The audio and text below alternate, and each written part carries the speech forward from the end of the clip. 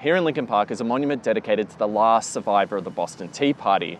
This boulder was placed here in 1903 to dedicate the life and final resting spot of David Kenningston. And what a life he had. He was a veteran of the Revolutionary War and the War of 1812. He was married 4 times, fathered 22 children.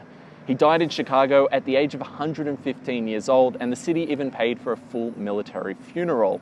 However, in reality, he was Chicago's biggest con artist. David Kenningston was born in 1736 and grew up in a farming family in Lebanon, Maine. On December 16, 1773, he partook in the Boston Tea Party protest, storming the ships and throwing tea overboard into the harbour. Soon after, he enlisted to fight in the Revolutionary War. He spoke of his involvement in many notable battles, such as fighting next to General Warren as he died in the Battle of Bunker Hill, being stationed at West Point when Benedict Arnold switched to fight for the British, witnessing the surrender of Lord Cornwallis at the Siege of Yorktown, and fighting in the battles of West Plains, Staten Island, Germantown, Fort Montgomery, Red Bank, and Saratoga Springs, where he was captured by Mohawk Indians and held prisoner for a year and 7 months. He helped in installing the Hudson River chain to stop the British from sailing upriver, and also carried mail and dispatches from Washington to his generals and commanders. By the accounts given by Kenningston, he was involved in most of the pivotal events of the Revolutionary War, an impossible task to say the least. At the end of the war, he would have been 47 years old, 11 years older than the average life expectancy. Much like his war records, there was a lot of doubt cast to the age that he actually was. If we take his age as printed on the monument, David Kenningston would have been 75 when he enlisted for the War of 1812.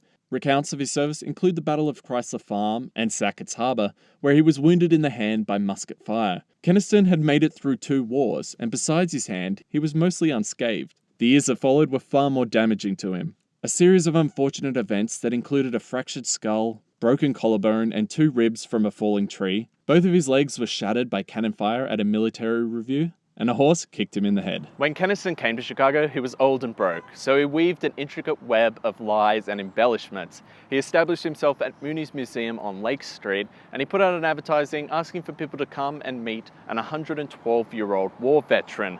Of course, he encouraged them to pay what they thought his service was worth.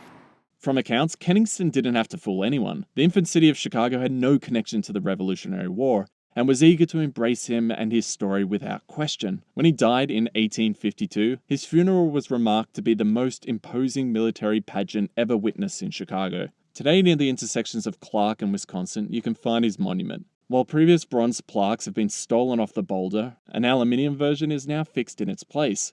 Even Sir Thomas Lipton of Lipton tea fame paid tribute to the monument, which proclaims Kenningston as the last survivor of the Boston Tea Party. Today, historians propose that he was just 7 years old when those events occurred, and while he could have possibly served late in the Revolutionary War, his service was nowhere near as accomplished as he said it was. He did serve in the War of 1812, but he wasn't 115 years old when he died.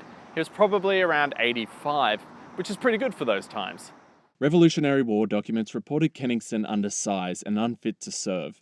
His pension documents have conflicting ages, and under oath, Kenningston reported all documents proving his service was lost during a fire. Today you'll find an updated marker behind the monument. Hidden Truths by Pamela Banos brings to light the amazing history of Lincoln Park and the Chicago City Cemetery. It features a detailed account into David Kenningston's life and escapades, even his likely resting place, which is 2 blocks away from the current monument.